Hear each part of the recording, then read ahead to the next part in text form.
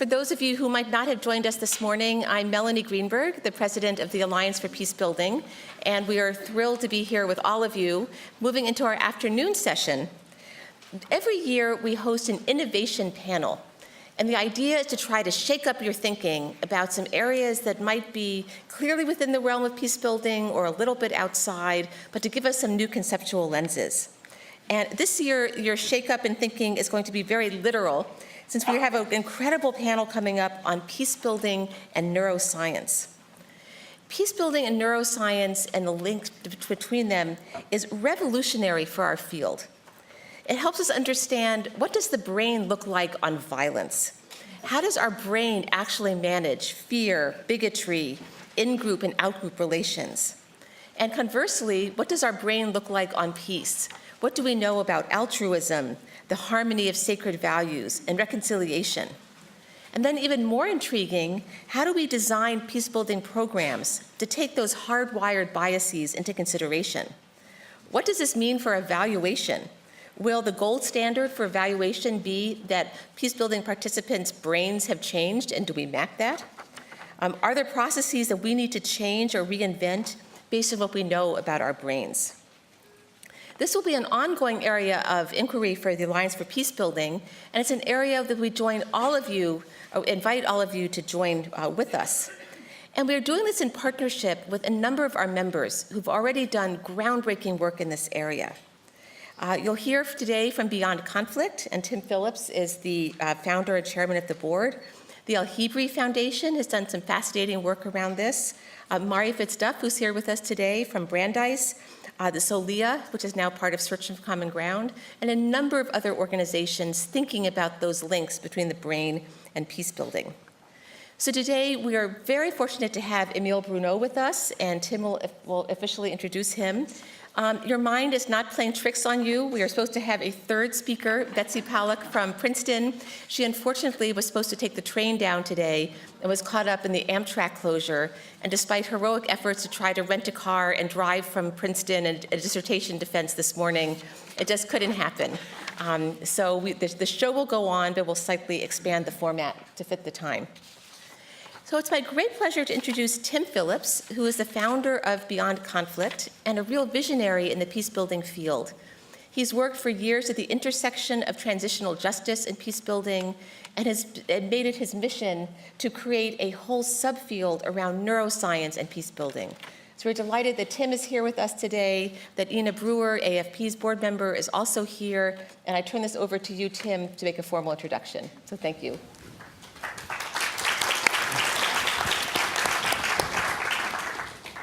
Well, thank you, Melanie. I guess this is working. It is a pleasure for me to be here, and I'll soon introduce my friend and colleague, Emile Bruneau. And let me start off by saying I want to thank the U.S. Institute of Peace, the Alliance for Peacebuilding, AfP, and the other partners, including MIT, that have worked with us on this initiative over the last, really, 3 to 4 years. And the title of this session is rather bold, that it's revolutionary when you think of peacekeeping and issues of reconciliation. But I believe it's appropriate, and I think it's accurate. We live in a time in which many conflicts remain intractable, many peace agreements remain fragile, and we see an increasing desire by many to identify by race, ethnicity, and nationality over any shared sense of nationhood.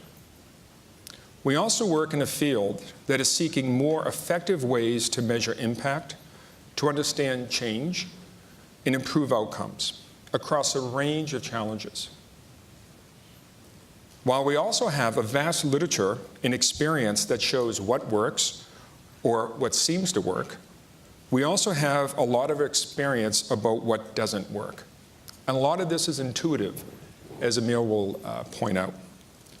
The questions we ask and the frameworks we use are fundamentally shaped to measure and are based on a framework or a fundamental operating system or assumption that believes that humans are rational actors, that leaders and communities apply reason and even in the service of realpolitik to serve their goals. But is this fundamentally true? Are we principally rational actors who will also deploy violence, as horrible as it is, or division and fear, without any regard to bias or the emotional basis of these choices? Or are we, as Emile and Betsy would have pointed out, first and foremost, deeply unconscious human beings with limited conscious access to what drives most of our behavior? Are we, as a retired neuroscientist once told me, which got us interested in this work, at our core, emotional beings who can only think rationally when we feel that our identities are understood and valued by others? If this is true, and science is showing that it is true, then don't we have a responsibility, actually an obligation, to better understand the structure of the human brain, to understand how the brain gives rise to the mind? Or, as one scientist said to me, everything we experience, all our senses, everything we experience as humans, is a result of neurons firing in the brain. So therefore, don't we have to understand what those neurons are doing in the brain? Behavioral scientists, neuroscientists, evolutionary biologists, and many other disciplines are now showing us more fully what it is to be human. As I said, that we are deeply emotional beings who blend emotion and cognition in the service of survival. That, as an example, that we experience social rejection as physical pain in the brain. That part of the brain that registers trauma cannot fully differentiate between emotional and physical trauma. Or the research of many others on sacred values, that we process those things that are sacred to us in different regions of the brain than every other calculation that we process. And when we hold on to a sacred value deeply, whatever that may be for us, when we are approached through a trade-off, through a regulation, we hold on more deeply to those sacred values and respond with aggression. So think of that in the context of the Second Amendment debate in this country. Think of it if you have a deep religious commitment, or a parent with their children. You know, sacred values, empirically we know what they are, but to recognize through neuroimaging and other research that they are processed differently in the brain is a very powerful insight. Emile will give you a glimpse into this emerging body of work. Emile represents a fraction of the emerging generation of scientists who are applying science to some of the most difficult challenges we face as a species. I want to end by mentioning that this event we're doing today, or at least this panel as part of this broader event, is part of a broader initiative that we have launched and with partners on neuroscience and social conflict. It's not a panacea. It's not saying that science has all the answers. What it's saying and suggesting that to really understand what drives humans to and away from conflict, to greater coexistence, is that we need to understand how we as humans operate on the most basic and most fundamental of levels. Emile will give us, I think, a hint of that, and then we'll have a chance to go into Q&A, and then will maybe also have a chance to tee up some questions.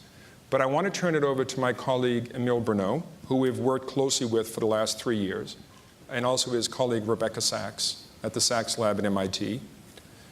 Emile is a research scientist. If you read the New York Times Sunday magazine 2 months ago, you may have seen an article about Emile's work on empathy, which is part of an initiative that we are jointly doing together on the Roma. The Roma, for example, are 8 million strong in Europe, and one of the most marginalized, discriminated groups of people in Europe today. Literally, the European Union has spent 80 billion euros to reduce discrimination, and nothing has worked. Various funders have spent hundreds of millions of dollars, and nothing has worked. And the question was, could you apply experience and insights from behavioral sciences to come up with a different way of addressing this problem? And I think Emile will probably touch upon that as well. And the last thing I'll say that really touched me, and I think it was Emile and Rebecca who mentioned it a few years ago, what's really important to recognize or to think about is not what people say or what they think, but it's how they think. And when you recognize that how we think is deeply unconscious, and we don't have conscious access to most of what drives our decision making. That's a very powerful thing to understand. So with that, I'll turn to Emile and take it over. Thank you.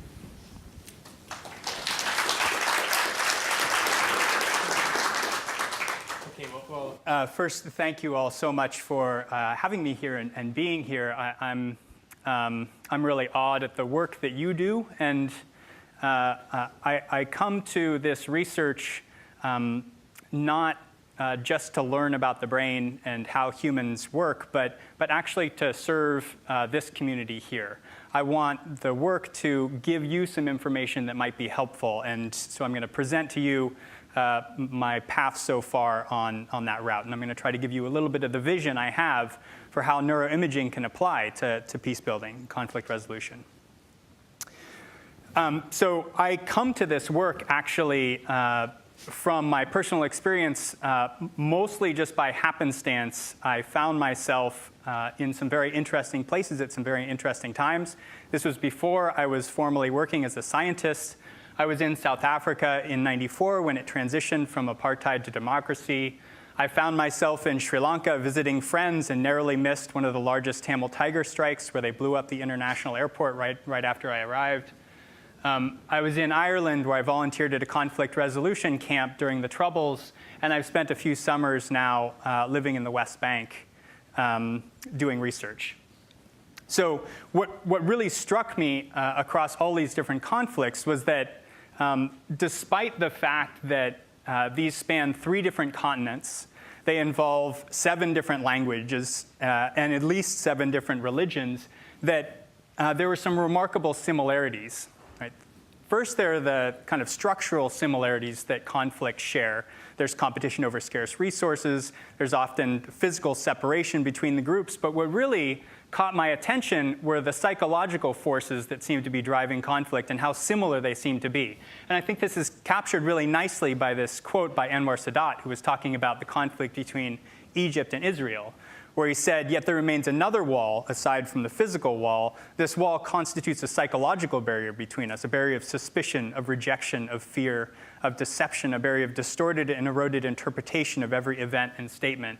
And I think what's really nice and insightful about this comment is it mentions both what we think of as emotional biases that we have, that conflict groups have towards each other, but also these more biases and these more what we think of as cognitive or deliberative processes. So I've been very interested in these questions of how do we identify and measure, but also how do we get past these types of biases. And there's actually a number of groups that try to do this, and a number of people are in the room who do this really inspirational work. And this is the reason why I went and volunteered at this conflict resolution program. So these programs, like the one I volunteered in, are designed to try to bring these groups together, to try to ease the animosity that exists between groups. Here's a heartwarming photo that you might see in a brochure for a conflict resolution program. This is me visiting with a group of Protestant and Catholic kids in Belfast. They were eager to cross into the other neighborhoods to visit their new friends, at risk to themselves. But what really typified this program for me was not this photo, but what had happened 3 weeks earlier. Because at the immediate end of the camp, when most of the volunteers had left, a fight broke out between 2 boys, and it immediately split the group down partisan lines, and there was a 100-child full-scale brawl. So to me, I, of course, went away from this program thinking, what the hell had we just done? Had we made things worse? And are there other programs that do a better job?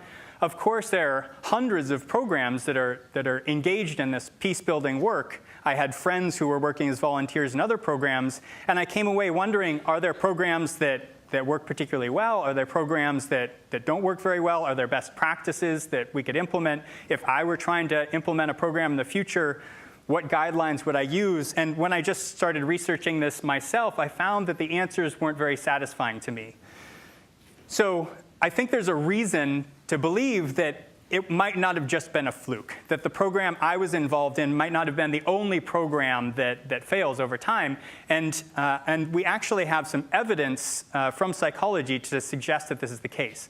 Here's my favorite example of a common sense intervention that failed. This is not a conflict resolution intervention, but it's an intervention that's designed to change people's behaviors. This is at the Petrified Forest National Park in Arizona. And at the Petrified Forest, there was this sign: your heritage is being vandalized every day by theft losses of petrified wood of 14 tons a year, mostly a small piece at a time. And of course, this is an intuitively appealing, common sense intervention. It's designed to shock people into stopping this undesirable behavior. But a social psychologist who went and visited the Petrified Forest and saw this sign was actually horrified, because there's a lot of research in social psychology showing that our behaviors are actually really strongly influenced by descriptive norms, what we think other people are doing. So they thought that this intervention might actually be backfiring, might be causing the behavior that it's trying to prevent. But they weren't satisfied with just documenting this. They wanted to run an experiment. So as good experimental scientists do, they created a number of different conditions. So they created a sign that included no norm. It just said, please don't remove petrified wood from the park. It had a little circle with the arrow through it and a hand reaching down trying to grab a piece of petrified wood. And then they had another sign that included this social norm. Right? Many past visitors have removed petrified wood from the park, changing the natural state of the petrified forest. This one had a picture of 3 hands reaching down and the sign. So it's emphasizing that a lot of people are doing this, so you shouldn't do it. And then what they did is they got the graduate students to painstakingly mark individual pieces of petrified wood in the forest so that they could quantify how much petrified wood was actually stolen when each of these signs were in play. And they compared this to a baseline with no sign. And here were the data. So 3% of the pieces they marked were stolen if they had no sign up. If they included the sign that had no norm, it decreased it pretty substantially, about a 50% decrease in theft. When they included the sign with the social norm, it about tripled the amount of petrified wood that was being stolen from the park. Okay, so this is crazy, right? We are being driven by forces that we might not be aware of, and there's actually good neuroscientific evidence to explain why this is happening. And this has to do with how our brain is organized. Oh, but first, I just have to point out that once you have this in mind, you're going to see unintentional social norms all over the place. Here's an anti-littering campaign from California saying cigarette butts are the most commonly littered item, and they show copious cigarette butts strewn across the street. The intuitive assumption is that people will stop this behavior, but the norms-based literature would say this is the exact type of thing that would encourage people to throw their cigarette butts on the ground, since they're shown that everybody else does it. And slightly more tragically, here's a paraphrase of a pamphlet drop from the military over Somalia. And it, of course, in Arabic said, in Somalia, over 60% of the young males in your community are involved in piracy. Help us keep your young boys safe. So this is, again, emphasizing that everybody's doing it and then asking people to stop doing it. And the assumption will be that this actually increases the behavior that you're trying to decrease. OK, so now the neuroscience. Why is this happening? Well, my favorite analogy of how the human brain works is that and this is actually has its roots in the first experimental neuroscientists, Buddhists.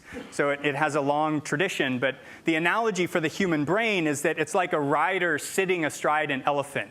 And the rider represents that portion of your brain that you have direct introspective access to, that you can communicate with and can understand the processing of. The elephant, on the other hand, represents the large part of your brain that you have no access to, that you're completely unaware of, that unconscious part of your brain. And so why this is important and interesting is that we develop interventions that have an intended effect, but they're designed for the rider on the elephant. Oftentimes, these interventions have an unintended consequence, though, that's affecting the elephant, that other part of your brain. And the output, the behavior you get, is a combination of the rider and the elephant, but oftentimes the elephant has more of an influence. So what you end up with is an intended effect, the moral appeal for people to stop stealing petrified wood, but the unintended consequence, the expression of this norm that everybody's doing it, has more of an effect on the elephant than the intended consequence on the rider, and you end up getting an output that's opposite what you intend. And it's not just norms that have this effect. We know some of where this is happening in the brain. We know that it's not just norms that are having this effect. We can have unintentional threat primes. If you even just suggest that draw someone's attention to their mortality, that someday they will be dead, to try to convince them to do something like save for the future. That's, again, an intuitive appeal to the rider on the elephant. The unintended consequence is that ends up being a threat to their existence. And we know that threat activates a whole different set of brain regions, and it causes people to become to obey authority more, to engage more in conformity, and it increases their xenophobia. So this is, again, an example of the elephant being affected in ways that we're not consciously aware of. And we know, too, that this is happening in the brain. We're starting to get an understanding of the specific neural structures that are guiding these types of mental processes. OK, so I think this means there are at least two things that we can take from this that are relevant to conflict resolution and peace building. One is that we have to accept the possibility of unintended consequences of all of our best intentions. That is, intuitive appeal and best intentions are not enough. You can have incredibly well-meaning people who are very smart, who have the best intentions, and they could create a program that unintentionally drives behavior in the opposite way than they intend. So it's very important, I think, to accept this possibility of unintended consequences. And I think what that means is you have to critically evaluate your programs to make sure that the outcome is what's desired, what you intend. And second, that we should come up with ways to measure the elephant directly, to figure out how we can get access to these unconscious processes. So first, just a couple of examples of this, experimentally testing interventions. This is, of course, the principle behind evidence-based medicine. Medicine has found that intuitive medical interventions don't always work. There's this wonderful Swan-Getz catheter that was developed. It's a really beautiful instrument that you thread up through the leg, and it allows you to look directly at the heart as you're performing open heart surgery. The problem is it doesn't help at all for recovery from surgery, right? That the mortality rates are exactly the same as if you didn't use this catheter. So the evidence shows that that's not an effective intervention. And even worse, that a common practice for diabetics coming into the intensive care unit was to do an extreme treatment of glucose lowering. And it turns out that that process that was used for many years and had this intuitive appeal is based on biology. It actually killed more people than it saved. Right? So if they just looked at the evidence, if they just compared these interventions to each other, they find that sometimes their common sense interventions are not the ones that are actually working. And this has actually been started to apply, a group has started to apply this to economic interventions, particularly in Africa. This is the Poverty Action Lab, headed by Esther Duflo at MIT. And they've done some really inspirational work where they've looked at a bunch of these anti-poverty programs. So these are programs that are designed to keep kids in school. And what they did is they just looked at these different intuitive programs, and they quantified how many years of extra schooling they actually bought them over control condition for each $100 spent. And these are the programs. Unconditional cash transfers, that's just you transfer one-time large sum so that people can repair their roofs or invest in education. Conditional cash transfers are like food stamps. You can only use them for certain things, and it's like doled out monthly. Merit scholarships for high-achieving students. Free primary school uniforms, that's often an impediment for kids in Africa going to school. They don't have the uniform they need. Deworming is just to take care of intestinal worms. Information on educational returns, this is just educating parents about the potential earning power of your kids if they're educated. And what they found was that, so I've asked this to audiences to have them raise their hand for their favorite of these interventions. And I think this is generally how funding goes right now, right? That you have a representative from each of these organizations stand up, and the most charismatic and convincing one gets the most money. But this, I think, is a much better way to allocate our money, our resources, is to look at the evidence for which one is the most effective and most cost effective. And you can see here, unconditional cash transfers buys you an extra 0.02 years of schooling for each $100 spent. And as you go across the line, you see that there's a dramatic difference between the programs that are most effective and the programs that are least effective. Right? So this is hundreds-fold difference in the actual impact, and you wouldn't get that just with your common sense. Right? That your intuition would not lead you to this conclusion. So this is an illustration of how important this can be, so both for medicine and for economics, and I think there's no reason not to use it for peace building as well. And in fact, some people have done these heroic efforts to organize really careful experimental designs, randomized control trials of social interventions, of psychological interventions, even in wartime. And unfortunately, Betsy won't be here to speak. I'm a big fan of hers, though, so I usually present some of her work anyways. So I am going to tell you one of the studies that she did that I was really impressed with. So her first study that she did, this was a randomized control trial that was in Rwanda right after the genocide.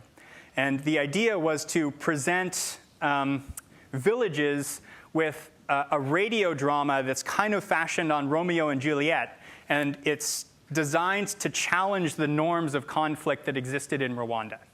And what she did is she got individual villages to agree to listen exclusively to this radio drama, so they would bring it to the village. The village would gather around the radio, and weekly they would get the updates. And she got other villages who were distant but were matched on size and socioeconomics to agree to listen to a health-based message program. So it was another program. It was a radio drama. They listened all together as a village, and she just randomly assigned these villages to one of the conditions or the other. And then she evaluated what happened. She evaluated the change specifically in the norms of the community over time. So this is an extension of that. This is repeating this procedure in the Congo about 5 years ago. And again, she had a soap opera that she had people listen to, but she added another condition now, which was a call-in talk show. And again, the villagers would gather around and they would discuss it afterwards, and they would be listening to these things. So either they had nothing, they had the soap opera, or they had the soap opera and the talk show. So it was 3 different conditions they had. And she randomly assigned, again, villages to experimental and control conditions. And here are the data that she got. And this is one of the most brilliant outcome measures I've ever seen for these types of studies. This is one of the things that Betsy does incredibly well. The outcome here is how much salt was donated by village members to members of the opposition group. And how she would do this is she would plant research assistants in the market, and they would be there with a clipboard. And as people came to get salt, they would say, we're accepting donations today for needy members of a group. And inevitably, the person would ask, well, what group? And the researcher with the clipboard would say, well, is there any group you'd feel particularly uncomfortable donating to? And the person would say, well, yes, of course. And they would name their enemy group. And the person would say, well, that's actually the group we're asking for donations for. And so she could get donations specifically for that group's most hated enemy outgroup. And then she quantified it, and she saw, OK, well, for the groups in the control condition, do you get less salt donated to the needy members of that group versus the experimental condition where they were in the village that listened to the soap opera? And in fact, she did. So this replicates her work in Rwanda, shows that these types of soap operas are effective at changing both norms that people feel towards the other group and conflict, and also changes their actual behavior. But when she looked at the condition where they also had a talk show, she found that the talk show actually eliminated the positive effects of the soap opera. So again, here's an intuitive intervention, this talk show, that actually backfired. It eliminated any of the positive effects that they got from the soap opera. OK, so we, meaning Tim and Beyond Conflict and myself, are trying to implement these types of interventions in Europe with respect to the Roma population. So Tim gave you a little bit of a background, but the Roma are Europe's largest minority group, and they've been subject to all sorts of historical injustice for the last millennia that they've been in Europe, kind of culminating in the Holocaust. The Roma were as affected by the Holocaust during World War II as the Jewish population, but it's not really commemorated or acknowledged. And I think, and there are all sorts of dramatic current injustices being visited upon them. You probably see them in the news once in a while. I think it's typified by this comment that was made by, not by some guy during a hot mic moment, but this was actually a published editorial where Zsolt Bayer, the founder of Hungary's ruling party, said, these Roma are animals and they behave like animals. They're incapable of human communication. Inarticulate sounds pour out of their bestial skulls. They need to be eliminated. So this is unambiguous expressions of extreme prejudice towards this group. So our goal is to try to see if we can shake some of the psychological foundations of bias that are driving the widespread discrimination across Europe towards this group.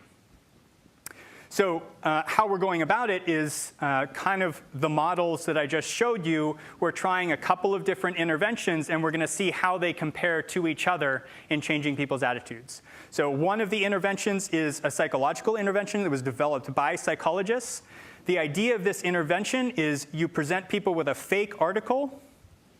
And the fake article includes information that either says that groups and individuals are malleable, that is, we are born with brains that are designed to change, and that's kind of a fundamental principle of our neural structure, so that people can change dramatically given a different environment, or you give them an article that says groups are generally fixed, that they don't change very much over time.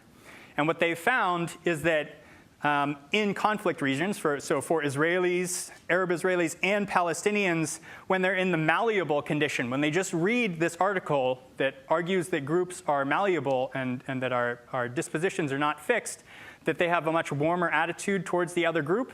And this actually holds for 6 months and predicts their support for major compromises on the conflict. So this is just a one-time article that they read, and it kind of changes their perception about people and groups in a way that's measurable over time. So we're going to test this type of intervention in Hungary, in particular towards the Roma.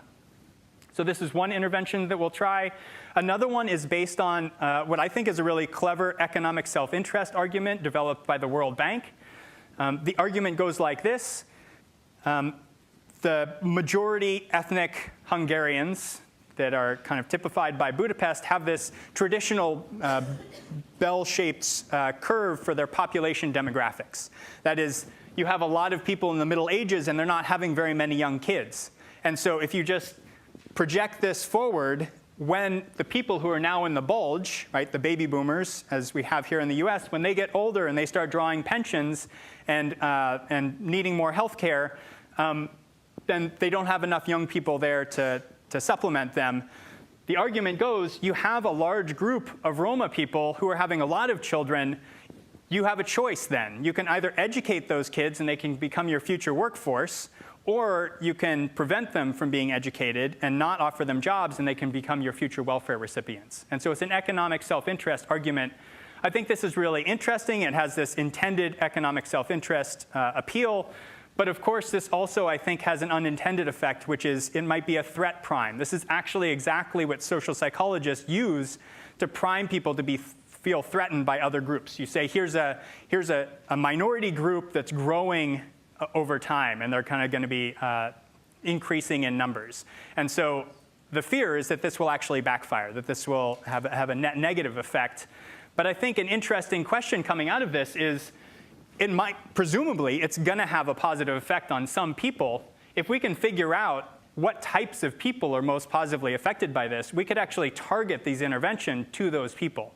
And this is a piece of the intervention equation that I don't think has been explored at all in medicine, in economics, and I think it's something that could give a lot of traction in these types of messaging campaigns. That if you can predict beforehand who will be most receptive to an argument, you can target it towards that group of people. So for example, these kids responded really well to the program I was involved in. If these kids have a stable trait that we can measure, we could then select kids who have that trait and put them into this type of program, and then you might have more of a chance of having a positive effect. Or put another way, if you could have a stable trait of kids who you know probably won't be affected positively by the program, you track them to a different program. So The next piece that I think comes from this reality of how the human brain works is that we need to measure what's going on with the elephant here and not just the writer. Like typically, when we have evaluations of programs, we're asking people to self-report, and self-report is inherently about the writer telling you, what it thinks. So the most common way to do this is through social psychology. Social psychology has been using indirect measures to examine neuroscience for a long time. I think the analogy here is that a neurologist doesn't need a brain scan to diagnose a stroke. In fact, you want them to diagnose a stroke with indirect measures, right? Whether the person is slurring their speech, whether they don't understand language, then you can diagnose it right away. And so social psychologists have been doing this for a long time. They use these indirect measures, physiological measures, but also measures of how much people endorse a certain norm. For example, in schools, they find that the likelihood of someone bullying another kid has nothing to do with how that kid reports personally they feel about bullying. It has much more to do with how they think bullying is normalized in the school.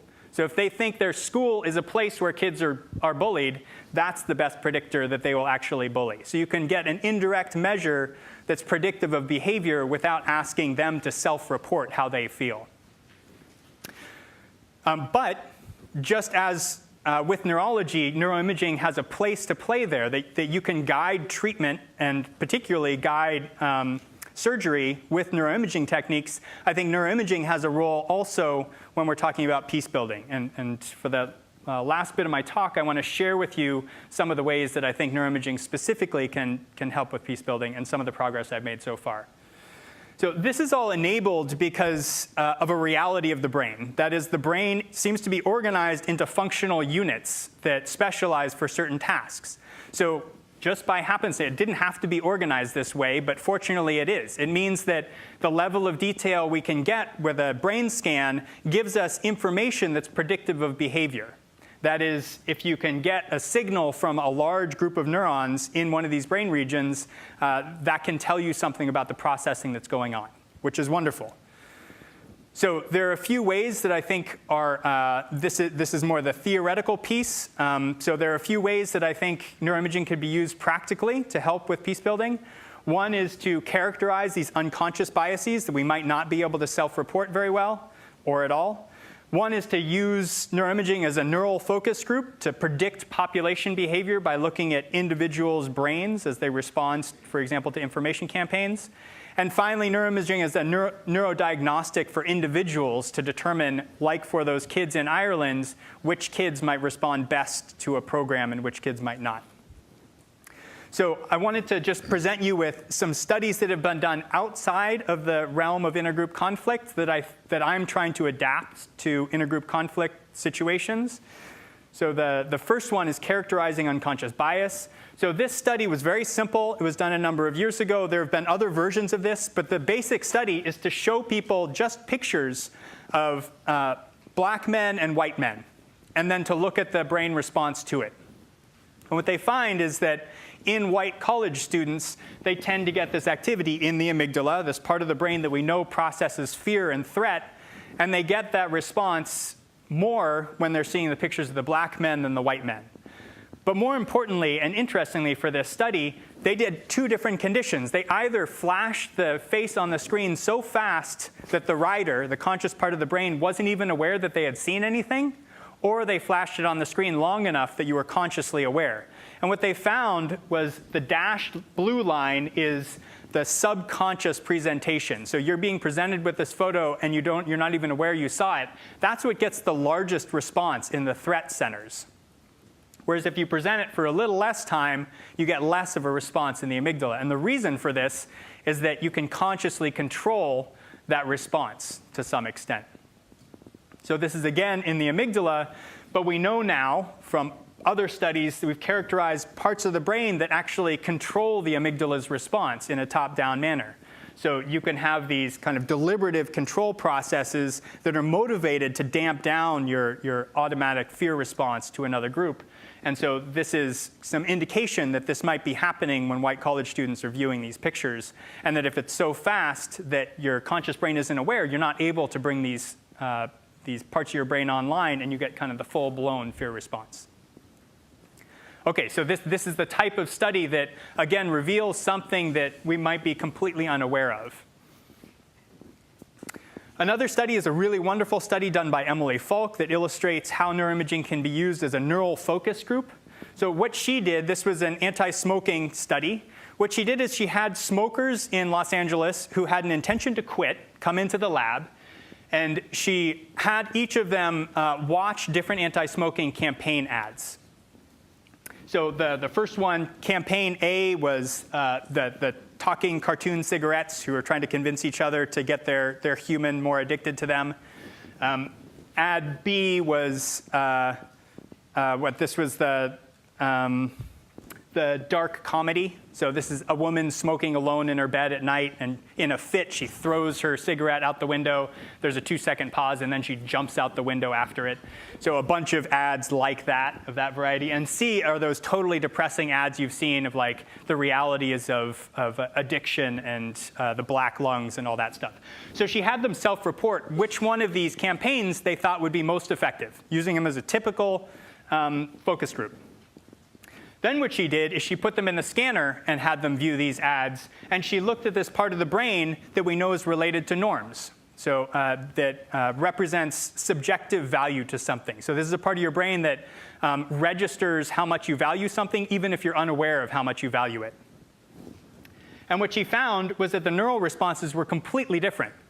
That is, the brain was valuing the really depressing one much more than the cartoon ad and the other one. And then what she did, the critical next step, was she got New Jersey to agree to play these ads in sequence and see how many people called into the 1-800-QUIT number at the bottom of the ad after each of the campaigns. And what she found was that the call volume was predicted by the brain and not at all by their subjective responses, right? So the elephant predicted behavior, whereas the rider didn't at all. And anybody who's done focus groups probably knows that this is typical, that focus groups are terrible at predicting actual outcomes. OK, and then finally, neurodiagnostics. So this is applying the same kind of prospective procedure, but to individuals. And this has had some traction with PTSD. PTSD is obviously a really tragic condition, and we want to avoid it. We don't want to put people who have a susceptibility to PTSD in situations, in combat situations, where they would get full-blown PTSD. So they've done some studies where they've looked for, this is actually anatomical markers, to see if people with different brain structures, sized brain structures, are more susceptible to getting PTSD or not. This was a really carefully controlled twin study. And they found that people with a different size, certain brain structure, the hippocampus, were more susceptible to getting PTSD in wartime. They've also looked at whether neuroimaging can be used to predict how responsive people are to treatments that are designed to alleviate the symptoms of PTSD. So right now, there are two dominant treatments for PTSD. One is pharmacological, and the other is cognitive behavioral therapy. And they each are about 50% effective. And you can't tell from the outset whether that person is going to be whether they're going to respond to which of the treatments. So right now, it's just a coin toss.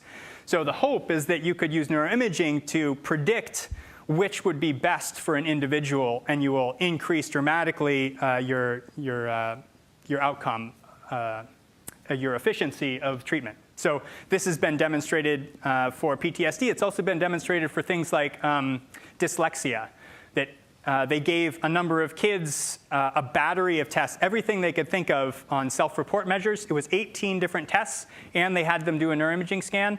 And the neuroimaging scan was the only one that predicted future outcomes. None of the 18 behavioral tests did.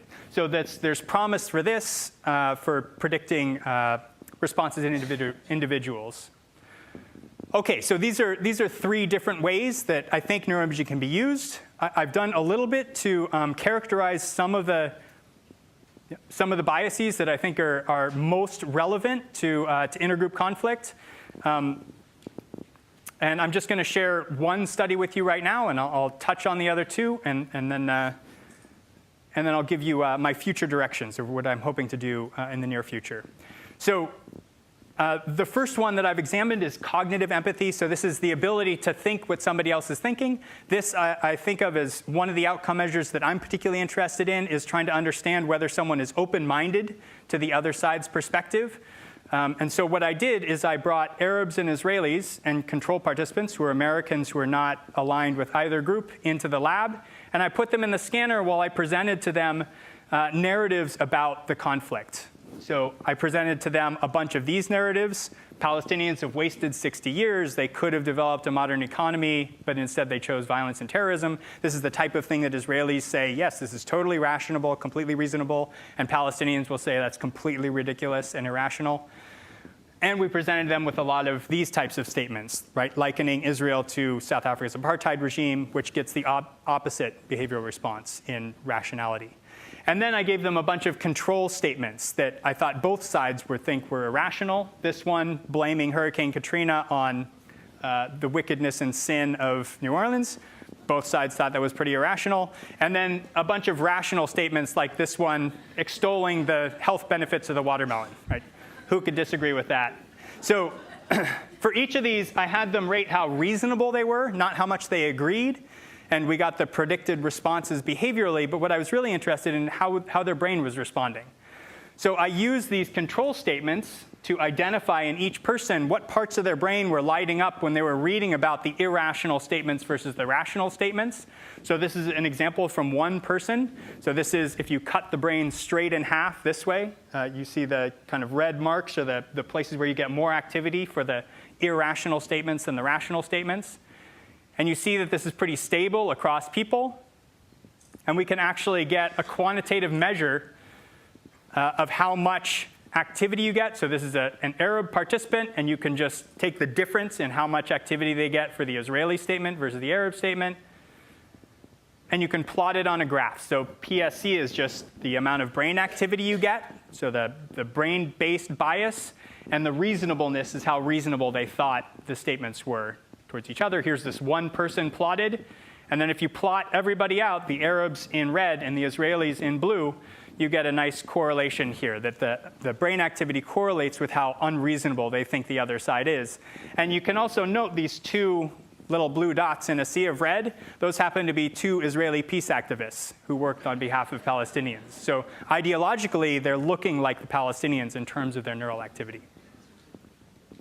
And we've also done this most recently with Democrats and Republicans evaluating actual proposals, and we find a similar area that's active for when you're considering the outgroups proposals versus your own groups. Okay, so the hope is that we're starting to kind of add to the toolbox that we already know of in the mind, and that we have these regions of interest that we can focus in on and look for changes over time, that this might be some precursor of open-mindedness. So there's a couple of other studies I've done. I've focused on affective empathy, so how much compassion you feel towards the other group. And I just have had people read stories such as these. I found some really interesting distinctions between reading about other people's physical pain, which gives you a constellation of brain regions that are very stable and strong in individuals. But I find when I have them read about emotional pain of others that they're completely distinct. So what's interesting about this is your own personal physical and emotional pain are processed in similar brain regions, but when you're empathizing with other people's pain and suffering, they're completely distinct from each other. And I'm trying to explore the significance of this over time. And then I've also looked at this warm and fuzzy measure of dehumanization, which is just where do you place these groups on the evolutionary scale. There's something as overt and offensive as we could possibly imagine. And we find that when people are doing this process, that they're actually very deliberative about this. We often think of bias as being these automatic emotional responses. This is not one of those. This, you get no activity in the emotional regions of the brain. Instead, you get it in the deliberative regions of the brain. So it seems like people are kind of very deliberately dehumanizing other groups. Okay, so there are a couple of future directions. I want to apply the neural focus groups and the neural diagnostics to actual intergroup conflict, and I'm going to work with Emile Falk, the one who did that anti-smoking study, to do just that in a couple of months. So this is just an overview of what I talked about. I talked about how common sense interventions can fail, with the example in Arizona. I talked about why this might be so, based on how our brain is organized. I talked about what that means, that we should evaluate our programs and not just assume they're going to work. And I talked about how we can use neuroimaging to potentially measure these things. And the last step will be, of course, applying the neuroimaging back to the evaluation. So that's it. I just want to thank everybody who's helped with the research and the funding. And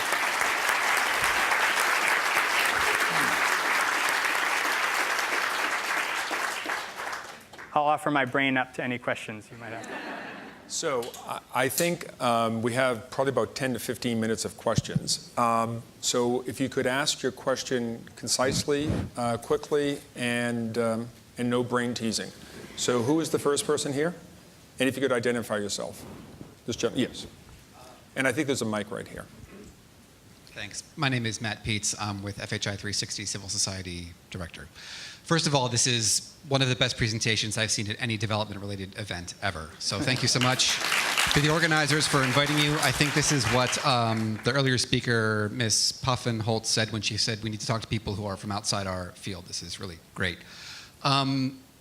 Did you ever find any explanation for the lack of success in programs like Seeds of Peace that bring people together, and the idea that they'll exchange and get to know each other and reduce their prejudices about the other?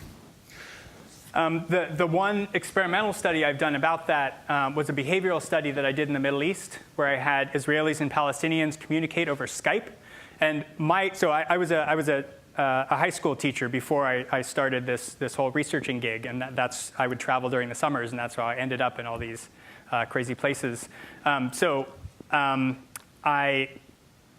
What I got from both the observations from the minority kids in the high schools that I was at after going through these diversity training programs, and from Palestinian kids who had gone through the programs, is they seemed to experience a backlash about 6 months after the program, where they were taught to trust the other side.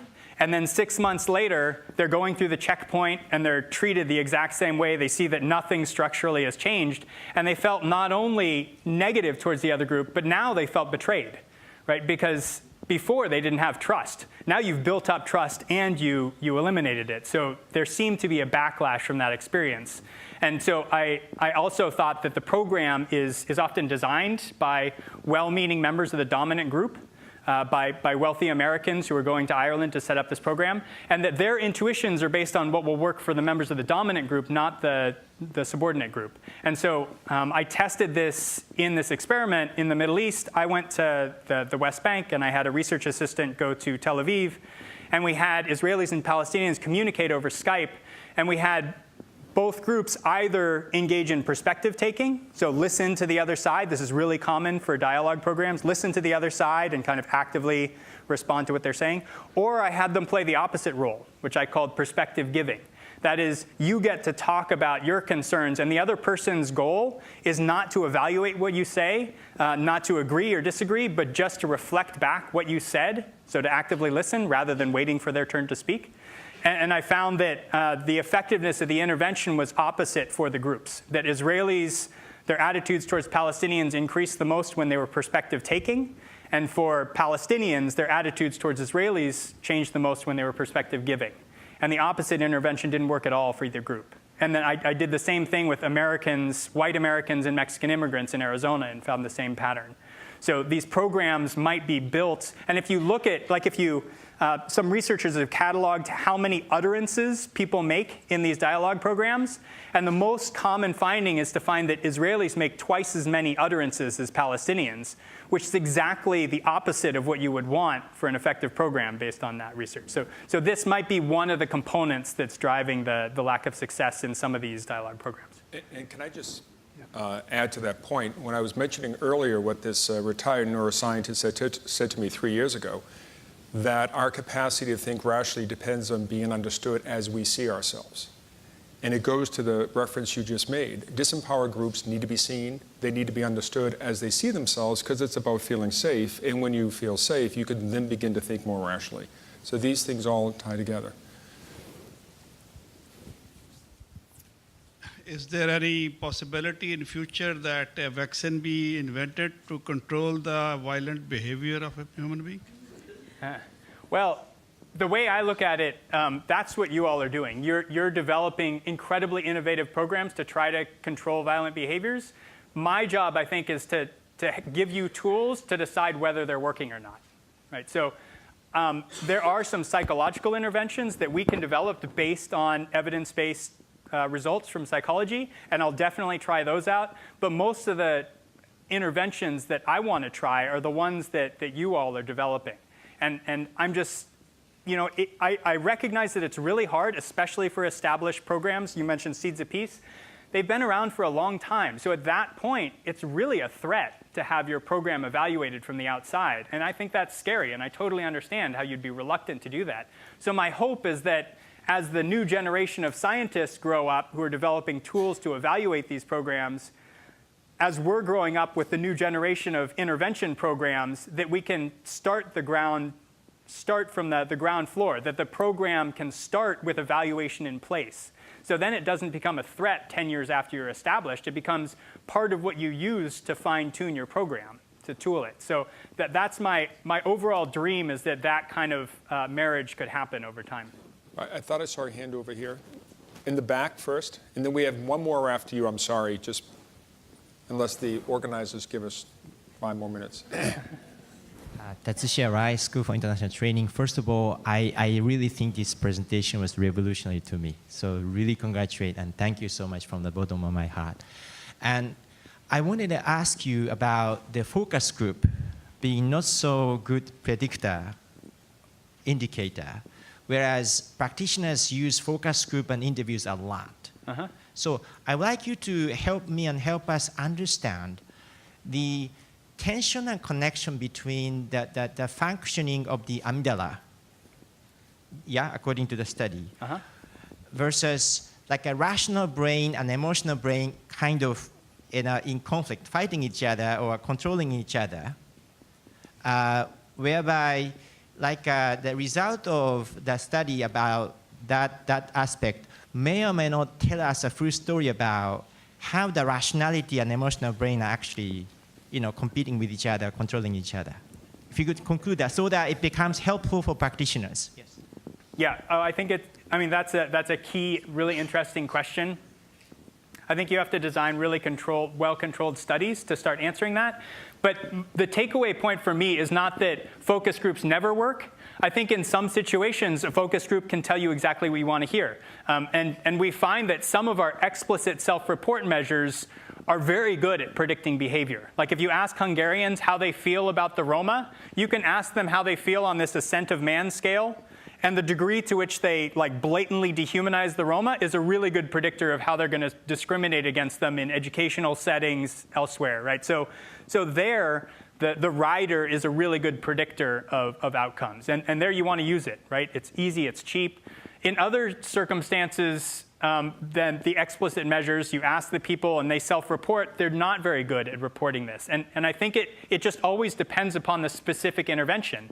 The intervention that includes the norm, right, that including the norm wasn't an intentional part of their intervention at all. But that's the part that the kind of elephant, that the unconscious brain keyed in on. So whenever you're developing a program, you have to realize that you're going to have a bunch of elements that are directly appealing to the rider, but you're probably also going to have a bunch of elements that are appealing to the elephant. And the problem is you don't know what those elements are, right? Because they're unconscious, because you can't reflect about them. So I could look at an intervention now, and I could look for some cues. Are you saying anything that might conjure up feelings of mortality? If you are, then that's probably going to be affecting the elephant in ways you don't intend. Are you unintentionally including a norm in the messaging or the program that you have? If you are, then that's probably driving behavior in that way. But there's probably dozens of other things that could be in there. And I think this is why we have to keep evaluating the programs, because we haven't identified all of the things that are pushing the elephant without our awareness. Right? It's hard to study because we can't introspect about it. Yeah, you had a question. And then in the back. And if we could, because I was able to get us 4 more minutes, so if you could. So it's a 30-second question. My name's Ted Johnson. I'm from the Keller School at Brandeis. Fascinating. Thank you very much. Was wondering if you had also looked at the aspect of culture, and cultural neuroscience. Has been a fair amount of work on that, and whether or not the norms that you describe in many instances are indeed cultural.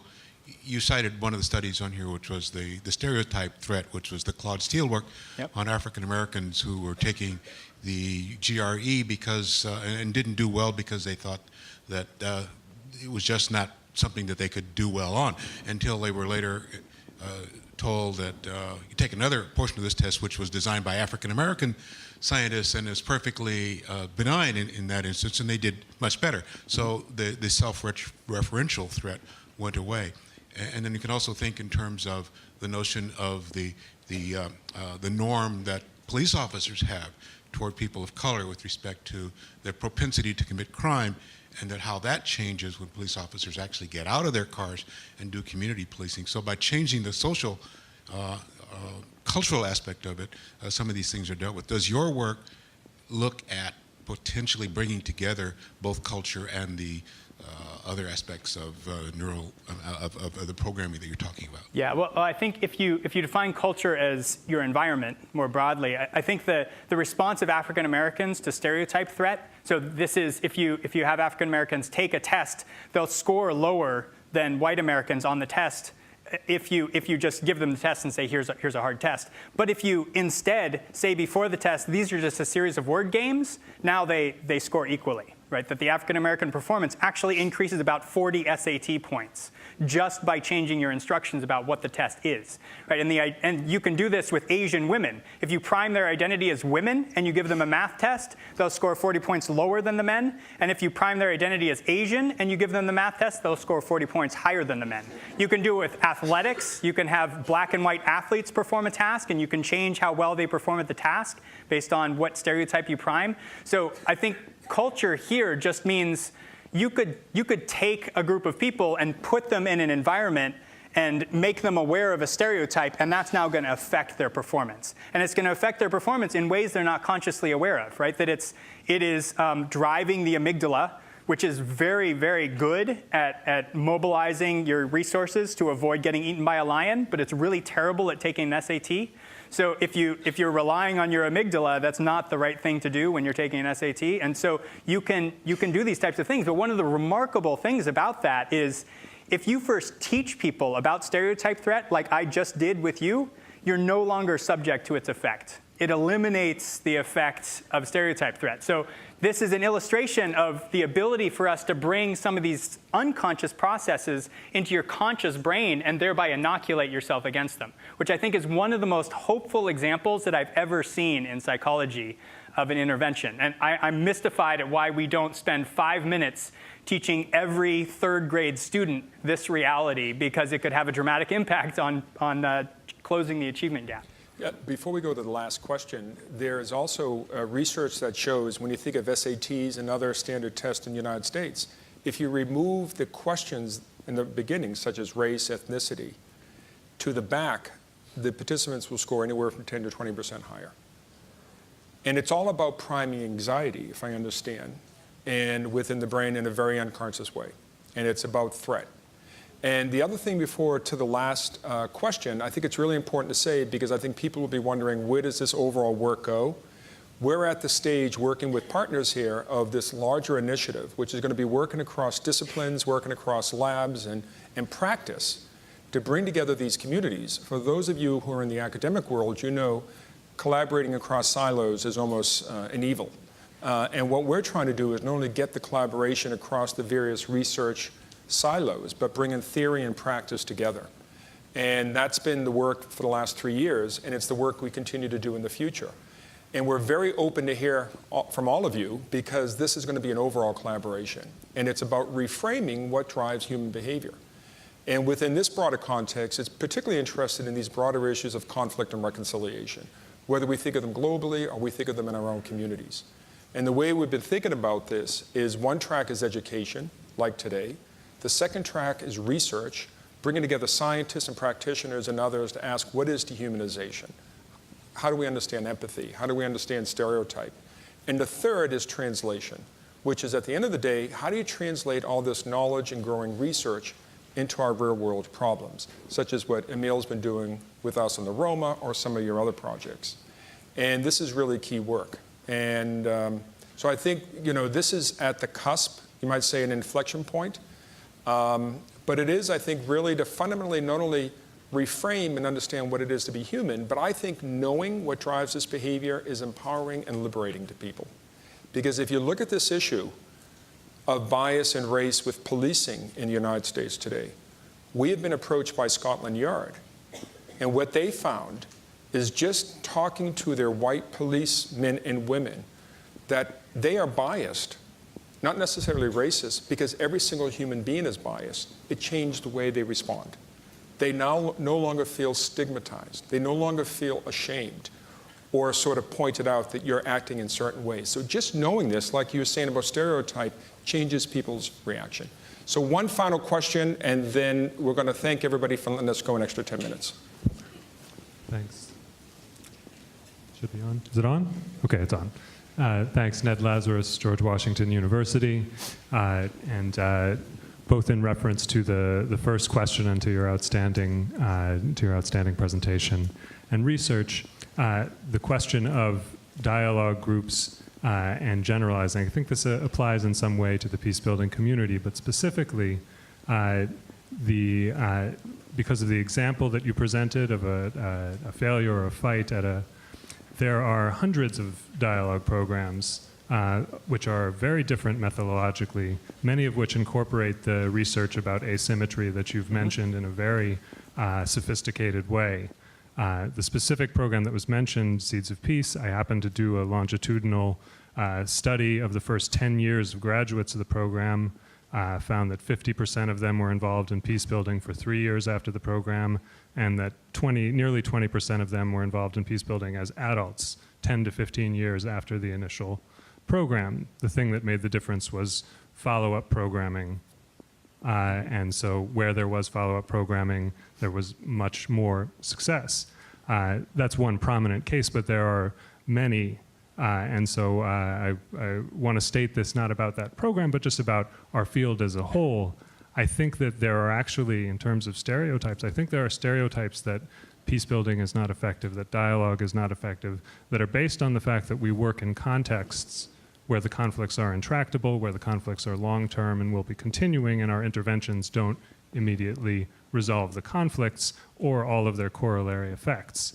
And I just want to raise that because I think it's actually, in some sense, we're helping internalize a stereotype of our own work. But also in terms of the presentation, whether it's important to present examples of success as well as examples of failure. And failure is very important to present as well, and no denial of that. I agree, yeah, and so that's why I wanted to present some of Betsy's work. I think that she's been the one who's shown these great successes in these psychological interventions, that they have consistent effect in really tough situations. And I totally agree that just because some medical interventions don't work or even backfire, you don't want to conclude that medical intervention shouldn't be done, right? That's not the right statement to make. And I think the same is true for peace building, right? Just because you can demonstrate that some of them don't work or some of them erase the positive effect of others, the conclusion there isn't to stop peace building. The conclusion is, just like in medicine and just like in anti-poverty programs in Africa, to evaluate them, to compare them to each other, and to stop seeing that, or to try to transition away from seeing that as a threat and see it more as an opportunity to improve the field. Right? Because ultimately, that's what we're trying to do, right? We're trying to make the world a better place. And so we want to make sure that we're implementing interventions that are doing that and not doing the reverse. Thank you. Are we, as a retired neuroscientist once told me, which got us interested in this work, at our core, emotional beings who can only think rationally when we feel that our identities are understood and valued by others? If this is true, and science is showing that it is true, then don't we have a responsibility, actually an obligation, to better understand the structure of the human brain, to understand how the brain gives rise to the mind? Or as one scientist said to me, everything we experience, all our senses, everything we experience as humans is a result of neurons firing in the brain. So therefore, don't we have to understand what those neurons are doing in the brain? Behavioral scientists, neuroscientists, evolutionary biologists, and many other disciplines are now showing us more fully what it is to be human. As I said, that we are deeply emotional beings who blend emotion and cognition in the service of survival. That, as an example, that we experience social rejection as physical pain in the brain. That part of the brain that registers trauma cannot fully differentiate between emotional and physical trauma. Or the research of many others on sacred values, that we process those things that are sacred to us in different regions of the brain than every other calculation that we process. And when we hold on to a sacred value deeply, whatever that may be for us, when we are approached through a trade-off, through a regulation, we hold on more deeply to those sacred values and respond with aggression. So think of that in the context of the Second Amendment debate in this country. Think of it if you have a deep religious commitment or a parent with their children. You know, sacred values, empirically we know what they are, but to recognize through neuroimaging and other research that they are processed differently in the brain is a very powerful insight. Emile will give you a glimpse into this emerging body of work. Emile represents a fraction of the emerging generation of scientists who are applying science to some of the most difficult challenges we face as a species. I want to end by mentioning that this event we're doing today, or at least this panel as part of this broader event, is part of a broader initiative that we have launched and with partners on neuroscience and social conflict. For those of you who might not have joined us this morning, I'm Melanie Greenberg, the president of the Alliance for Peacebuilding, and we are thrilled to be here with all of you. Moving into our afternoon session, every year we host an innovation panel, and the idea is to try to shake up your thinking about some areas that might be clearly within the realm of peacebuilding or a little bit outside, but to give us some new conceptual lenses. And this year, your shake-up in thinking is going to be very literal, since we have an incredible panel coming up on peacebuilding and neuroscience. Peacebuilding and neuroscience and the link between them is revolutionary for our field. It helps us understand, what does the brain look like on violence? How does our brain actually manage fear, bigotry, in-group and out-group relations? And conversely, what does our brain look like on peace? What do we know about altruism, the harmony of sacred values, and reconciliation? And then even more intriguing, how do we design peacebuilding programs to take those hardwired biases into consideration? What does this mean for evaluation? Will the gold standard for evaluation be that peacebuilding participants' brains have changed, and do we map that? Are there processes that we need to change or reinvent based on what we know about our brains? This will be an ongoing area of inquiry for the Alliance for Peacebuilding, and it's an area that we invite all of you to join with us. And we're doing this in partnership with a number of our members who've already done groundbreaking work in this area. You'll hear today from Beyond Conflict, and Tim Phillips is the founder and chairman of the board. The Al-Hebri Foundation has done some fascinating work around this. Mari Fitzduff, who's here with us today from Brandeis, the SOLIA, which is now part of Search for Common Ground, and a number of other organizations thinking about those links between the brain and peacebuilding. So today we are very fortunate to have Emile Bruneau with us, and Tim will officially introduce him. Your mind is not playing tricks on you. We are supposed to have a third speaker, Betsy Pollack from Princeton. She unfortunately was supposed to take the train down today and was caught up in the Amtrak closure. And despite heroic efforts to try to rent a car and drive from Princeton and a dissertation defense this morning, it just couldn't happen. So the show will go on, but we'll slightly expand the format to fit the time. So it's my great pleasure to introduce Tim Phillips, who is the founder of Beyond Conflict and a real visionary in the peacebuilding field. He's worked for years at the intersection of transitional justice and peacebuilding. And It's not a panacea.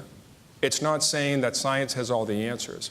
What it's saying and suggesting that to really understand what drives humans to and away from conflict, to greater coexistence, is that we need to understand how we as humans operate on the most basic and most fundamental of levels. Emile will give us, I think, a hint of that, and then we'll have a chance to go into Q&A, and then will maybe also have a chance to tee up some questions. But I want to turn it over to my colleague, Emile Bruneau, who we've worked closely with for the last 3 years, and also his colleague, Rebecca Sachs, at the Sachs Lab at MIT. Emile is a research scientist. If you read the New York Times Sunday magazine 2 months ago, you may have seen an article about Emile's work on empathy, which is part of an initiative that we are jointly doing together on the Roma. The Roma, for example, are 8 million strong in Europe, and one of the most marginalized, discriminated groups of people in Europe today. Literally, the European Union has spent 80 billion euros to reduce discrimination, and nothing has worked. Various funders have spent hundreds of millions of dollars, and nothing has worked. And the question was, could you apply experience and insights from behavioral sciences to come up with a different way of addressing this problem? And I think Emile will probably touch upon that as well. And the last thing I'll say that really touched me, and I think it was Emile and Rebecca who mentioned it a few years ago, what's really important to recognize or to think about is not what people say or what they think, but it's how they think. And when you recognize that how we think is deeply unconscious, and we don't have conscious access to most of what drives our decision making, that's a very powerful thing to understand. So with that, I'll turn to Emile and take it over. Thank you.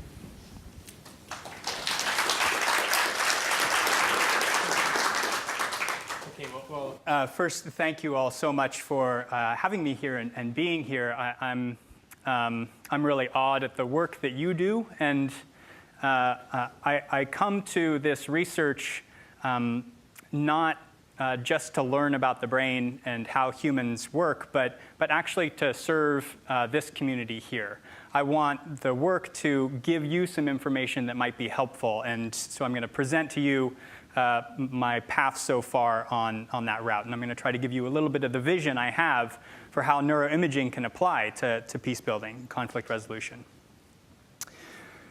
So I come to this work actually from my personal experience, mostly just by happenstance. I found myself in some very interesting places at some very interesting times. This was before I was formally working as a scientist. I was in South Africa in '94 when it transitioned from apartheid to democracy. I found myself in Sri Lanka visiting friends and narrowly missed one of the largest Tamil tiger strikes where they blew up the international airport right after I arrived. I was in Ireland where I volunteered at a conflict resolution camp during the Troubles, and I've spent a few summers now living in the West Bank doing research. So what really struck me across all these different conflicts was that despite the fact that these span 3 different continents, they involve 7 different languages and at least 7 different religions, that there were some remarkable similarities. Right? First, there are the kind of structural similarities that conflicts share. There's competition over scarce resources. There's often physical separation between the groups. But what really caught my attention were the psychological forces that seem to be driving conflict and how similar they seem to be. And I think this is captured really nicely by this quote by Anwar Sadat, who was talking about the conflict between Egypt and Israel, where he said, "Yet there remains another wall aside from the physical wall. This wall constitutes a psychological barrier between us, a barrier of suspicion, of rejection, of fear, of deception, a barrier of distorted and eroded interpretation of every event and statement." And I think what's really nice and insightful about this comment is it mentions both what we think of as emotional biases that we have, that conflict groups have towards each other, but also these more biases and these more what we think of as cognitive or deliberative processes. So I've been very interested in these questions of how do we identify and measure, but also how do we get past these types of biases. And there's actually a number of groups that try to do this, and a number of people are in the room who do this really inspirational work. And this is the reason why I went and volunteered at this conflict resolution program. So these programs, like the one I volunteered in, are designed to try to bring these groups together, to try to ease the animosity that exists between groups. Here's a heartwarming photo that you might see in a brochure for a conflict resolution program. This is me visiting with a group of Protestant and Catholic kids in Belfast. They were eager to cross into the other neighborhoods to visit their new friends, at risk to themselves. But what really typified this program for me was not this photo, but what had happened 3 weeks earlier. Has made it his mission to create a whole subfield around neuroscience and peace building. So we're delighted that Tim is here with us today, that Ina Brewer, AfP's board member, is also here. And I turn this over to you, Tim, to make a formal introduction. So thank you.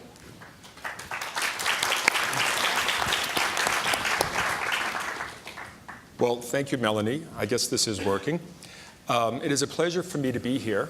And I'll soon introduce my friend and colleague, Emile Bruneau. And let me start off by saying I want to thank the U.S. Institute of Peace, the Alliance for Peacebuilding, El Hebri, and the other partners, including MIT, that have worked with us on this initiative over the last, really, 3 to 4 years. And the title of this session is rather bold, that it's revolutionary when you think of peacekeeping and issues of reconciliation. But I believe it's appropriate, and I think it's accurate. We live in a time in which many conflicts remain intractable, many peace agreements remain fragile, and we see an increasing desire by many to identify by race, ethnicity, and nationality over any shared sense of nationhood. We also work in a field that is seeking more effective ways to measure impact, to understand change, and improve outcomes across a range of challenges. While we also have a vast literature and experience that shows what works or what seems to work, we also have a lot of experience about what doesn't work. And a lot of this is intuitive, as Emile will point out. The questions we ask and the frameworks we use are fundamentally shaped to measure and are based on a framework or a fundamental operating system or assumption that believes that humans are rational actors, that leaders and communities apply reason and even in the service of realpolitik to serve their goals. But is this fundamentally true? Are we principally rational actors who will also deploy violence, as horrible as it is, or division and fear without any regard to bias or the emotional basis of these choices?